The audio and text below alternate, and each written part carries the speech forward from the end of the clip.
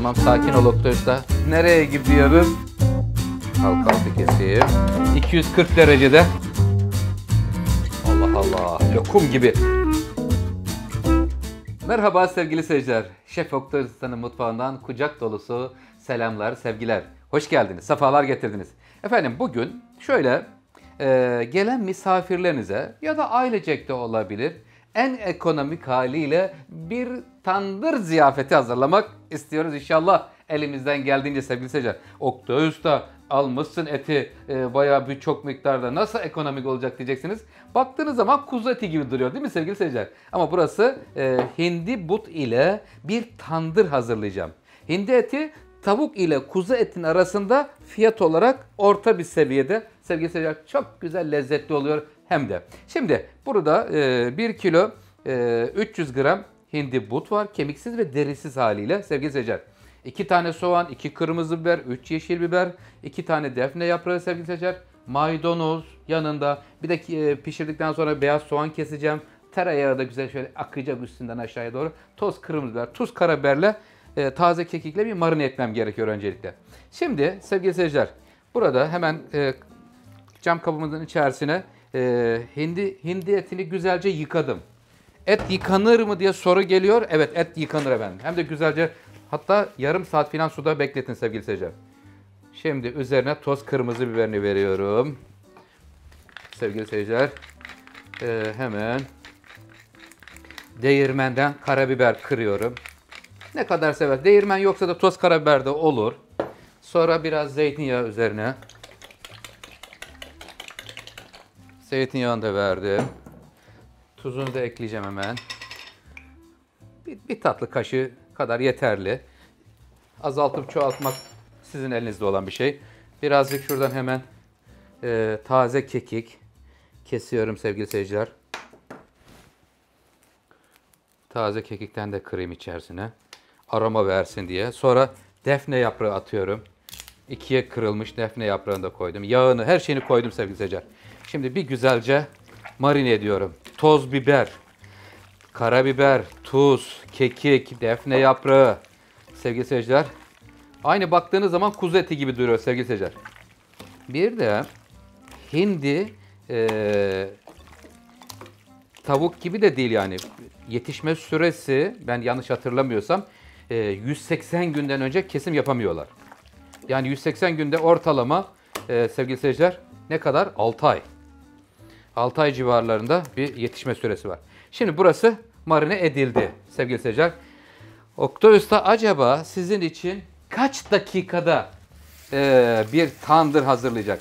Şimdi tandır denilince tandırın özelliği uzun uzun pişmesi. Değil mi sevgili seyirciler? İnşallah ben elimden geldiğince en hızlı haliyle düdüklü tencerede jet hızıyla hazırlayacağım. Tahtam nerede? Gelen misafirlerinize şöyle güzel bir tandır ziyafeti çekebileceksiniz sevgili seyirciler. Alayım şöyle. Evet, şimdi 4'e kesilmiş 2 tane soğan var sevgili seyirciler. Düdüklü tencereyi hemen şuraya getireyim yanıma. Düdüklü tencerenin içinde pişireceğim sevgili seyirciler. Allah. Tamam, sakin ol Oktay Usta. Heyecan yapma canım. Her bir şeyini kaçırdım içine. Tamam. Evet. Şimdi sevgili seyirciler, zemine soğanı atıyoruz. İri kesilmiş soğanlar konuldu. Sonra getiriyorum üzerine şöyle bütün parça halinde sevgili seyirciler hindi eti. O da gelsin. Şuradaki sadece şöyle bir lokma bir su veriyorum ama o da ne kadar? Şöyle baktığınız zaman yarım çay bardağı kadar. Sadece zeminde ilk bir buhara ihtiyacı var ya. Hem de aynı zamanda buradaki sosumuz, o sosu yaptığımız karışım da israf olmamış oluyor. Güzel. Her şey içinde sevgili seyirciler. Bismillahirrahmanirrahim. Yiyenlere şifa olsun inşallah.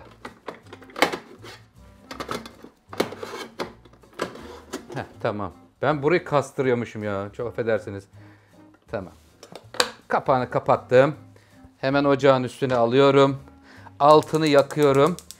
Düdüklü tencerenin formülünü biliyorsunuz sevgili seyirciler. Önce buhar çıkma deliğini açık bırakıyoruz.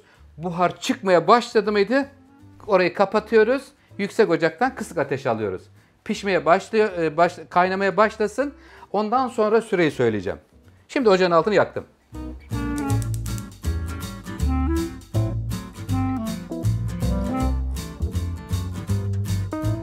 Sevgili seyirciler, şimdi düdüklü tenceremizden buharlar çıkmaya başladı. Burada zaten et pişirme bölümü, diğer sebze pişirme bölümü hepsi var. Normal açık bıraktığınız zaman buhar çıkmaya başladı. Artık kaynama başladı demektir içinde. Az bir şey de su vermiştik. Yarım çay bardağı kadar. Şimdi kapattık. Yarım saat bekleyeceğiz. Yarım saat pişecek. Sonra da fırın yolculuğu olacak.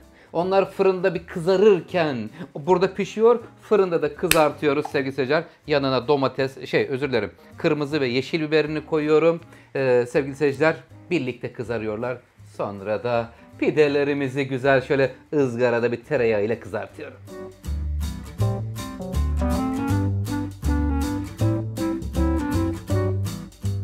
Sevgili seyirciler, şu anda tandırımız için yarım saatlik süre geçti. Ocağın altını kapattım ve buradan sonra çıkıyorum yola. Nereye gidiyoruz?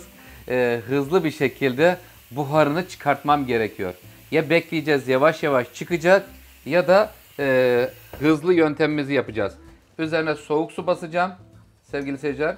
Soğuk su verdiğimiz zaman süratli bir şekilde o çıkan buhar durur. Ama aman dikkat edelim, kurallarına uygun bir şekilde kapağını açalım. Allah korusun. Faydalıyken zararlıya döndürmeyelim. Bakın, sesi duyuyor musunuz?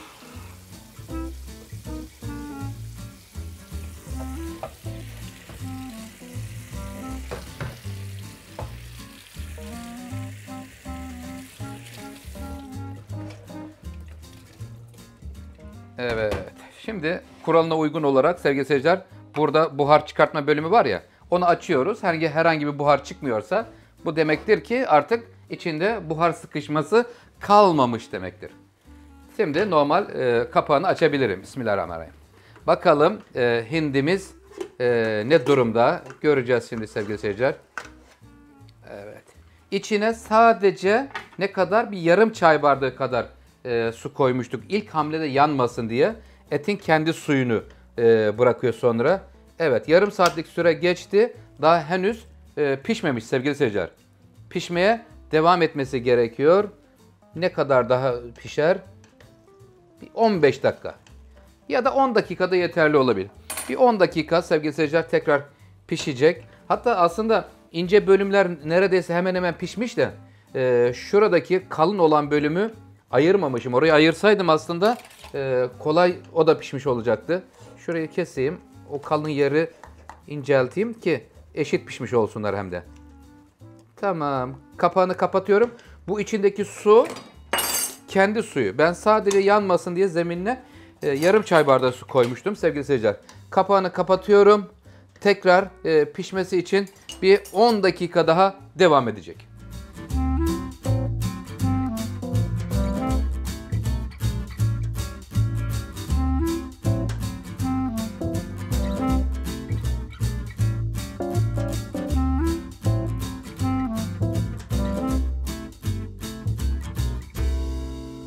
Sevgili seyirciler, ikinci pişirmemizi de yaptık hindi tandırımızın. Ne kadar süre geçti? Yaklaşık olarak sevgili seyirciler şu anda 45 dakika oldu. Ama 1 saat pişirseniz sanki tam yeterli gelecek gibi duruyor. 1 saat olursa lokum gibi çıkacak diye düşünüyorum. Aslında şuralar bayağı bir yumuşadı. Pamuk gibi çıktı da şuradaki bölüm, şu kalın bölümünü baştan kesmeyi unutmuşum. Orası biraz inatçılık yaptı. Onun dışında başka bir sıkıntı yok. Biraz dibinde suyundan kaldı. Bunu da değerlendirebilirsiniz sevgili seyirciler. Pilavda, çorbada isterseniz. Onu şuraya alayım. Çünkü burayı bir kez de fırına göndereceğiz. Ondan dolayı önce bir düdüklü tencerede serüveni devam ediyor. Sonra da bir fırın yolculuğu olacak sevgili seyirciler. Şimdi yani tam 1 saat düdüklü tencerede piştiğinde yeterli olur sevgili seyirciler. Yanlarına hemen biberlerini de atayım. Servis ederken de yanına beyaz soğan keseceğim. Kırmızı soğan, kırmızı biberi de şöyle halka halka keseyim.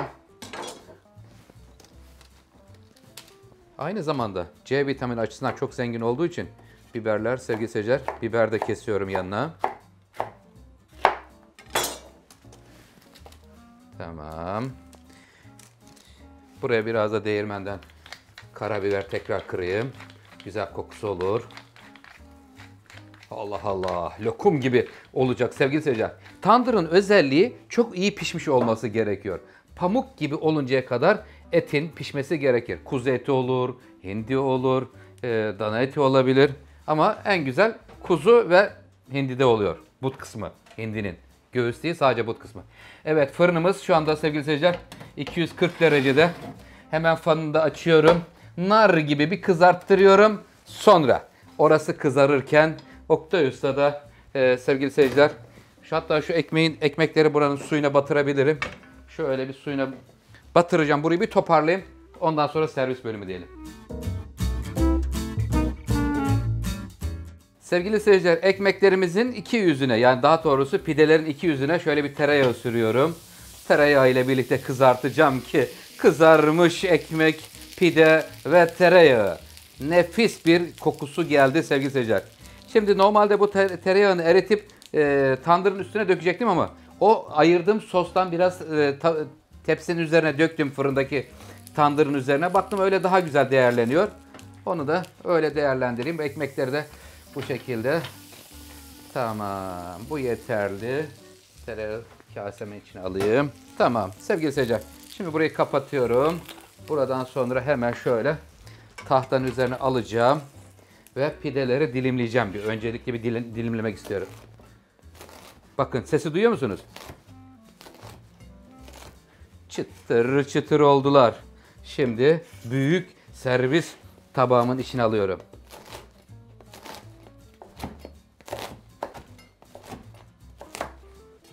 Allah Allah.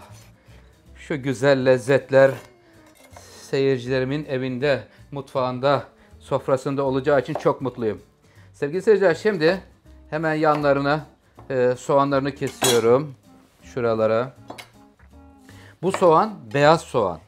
Yemesi çok güzel olur bu soğanın sevgili seyirciler. Ama normal soğan da olur. Allah ne verse. Varsa beyaz soğan, yoksa da normal soğan da olur. Kırmızı soğan da olabilir. Tamam. Şimdi hemen maydanoz, biliyorsunuz, olmazsa olmazlarımızın arasında yer alıyor. Çünkü maydanozu çok seviyoruz. Sağlığımız açısından çok faydalı. Sevgili seyirciler, mutlaka maydanoz yiyelim. Maydanoz sofralarımızdan eksik etmeyelim. Tamam. Bunu şöyle alayım köşeye. Hemen bunu hızlıca almam lazım buradan. Alıp buraya tepsiye getireceğim. Tamam. Gel bakalım canım şimdi. Fırından geliyor sevgili seyirciler. Tandırımız 1 saat düdüklü tencerede pişmesi gerekiyor. 1 saat sonra da fırına verip bir yarım saatte fırında demlendiriyoruz sevgili seyirciler. Adeta lokum. Önce bir lokum oluşunu sizlerle paylaşayım. Ondan sonra da hemen sunumunu yapayım. Bakın şimdi sevgili seyirciler, ne kadar lokum olduğunu göstereyim size. Bakın şöyle tuttuğunuz zaman adeta dökülüyor. Görüyor musunuz? İşte pamuk, adeta pamuk sevgili seyirciler. Yumuşacık. Pamuk gibi oldu. Doku testini de bu şekilde tamamlamış olacağız. Bu değil de şuradaki daha güzel olur. Evet. Sevgili seyirciler, şimdi heyecanlı bir an getiriyorum. Şurada şöyle hafiften eziyorum bakın. Lokum gibi ya. Rahat bir şekilde ezebiliyorum. Bakın geliyorum. Sevgili seyirciler. Şöyle. Oh, pamuk pamuk. Bu da tamam. Gel canım sen de şuraya. Ayrılıyor sevgili seyirciler adeta. Ama tereyağı seviyorsanız, istiyorsanız tereyağı da dökebilirsiniz tabii ki. Şimdi buradaki tepsinin içindeki suyunu ben yukarıdan aşağı vereceğim. Yağlı suyu hem aynı zamanda.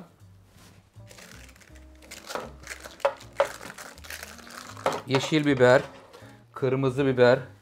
Onlar da içinde sevgili seyirciler. Hem çok kolay, Son derece pratik sevgili seyirciler. Hiçbir işlem yapmıyorsunuz. Hindi etini alıyorsunuz. Güzelce yıkadıktan sonra tuzunu, biberini, baharatlarını koyuyor. Sonra da düdüklü tencereye koyuyorsunuz. Düdüklü tencerede pişiyor. Bir de fırına gönderiyoruz. Fırında kızarıyor. Pide olur, ekmek olur. Allah ne verdiyse. İmkanlarınız ölçüsünde tandırı hazırlayabilirsiniz. Bakın tandır dönüyor. Oktay Usta'dan hep ne zaman döndüreceksin yemekleri dediniz. Sonunda araya bir yöntem buldum sevgili seyirciler.